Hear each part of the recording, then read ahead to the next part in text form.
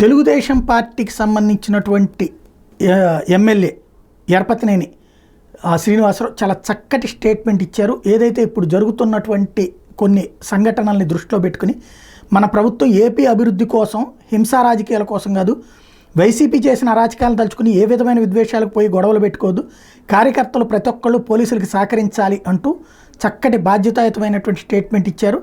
ఏదైతే ప్రస్తుతం కొన్ని చోట్ల జరుగుతున్నటువంటి సంఘటనలను దృష్టిలో పెట్టుకుని ఆయన ఇచ్చినటువంటి స్టేట్మెంట్ అన్నటువంటిది ఇప్పుడు పెద్ద ఎత్తున వైరల్ అవుతోంది.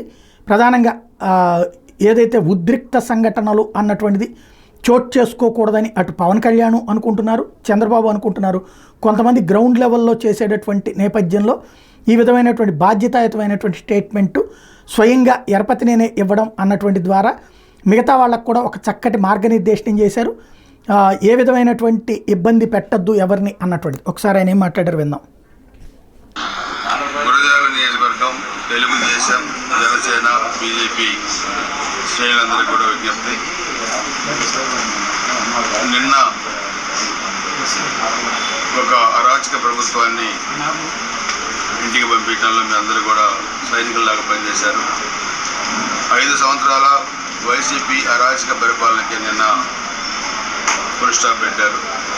మీరు పడ్డ అవమానాలు, ఇబ్బందులు, హత్య రాజకీయాలు అన్నీ కూడా నాకు తెలుసు. దానికి ప్రతీకారం తీసుకోవటం కాదు మన ఉద్దేశం. మీరెవరు కూడా ప్రత్యర్థి పార్టీల మీద దాడులు చేయడం కానీ, లేకపోతే ఎక్కడైనా విగ్రహాలు ధ్వంసం చేయడం కానీ ఎలాంటి హింసకు కూడా పాల్పడద్దు. వాళ్ళ అరాచకానికి మనం అభివృద్ధితోని సమాధానం చెప్తాం. మన ప్రభుత్వం ప్రమాణ స్వీకారం, ముఖ్యమంత్రిగా ప్రమాణ స్వీకారం చంద్రబాబు గారు చేసిన తర్వాత అందరం కలిసి ఎవరైతే 5 సంవత్సరాల అరాచకానికి పాల్పడ్డారో చట్ట ప్రకారం వాళ్ళ మీద చర్యలు తీసుకునేటట్టు కూడా మనం చేద్దాం. దయచేసి అందరూ కూడా సమయాన్ని పాటించండి. వీళ్ళందరూ కూడా పోలీస్ డిపార్ట్మెంట్కి సహకరించండి.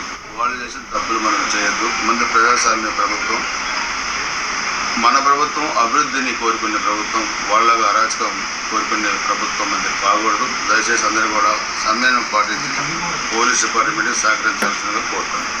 రైట్, ఇది చాలా బాధ్యతాయుతమైన స్టేట్మెంట్. ప్రస్తుతం ఉద్రిక్తలు రెచ్చగొట్టాలనుకునేటువంటి వాళ్ళని సంయమనంగా ఉండమని చెప్పడం అన్నటువంటి చాలా బాధ్యతాయుతమైనటువంటి ప్రకటన.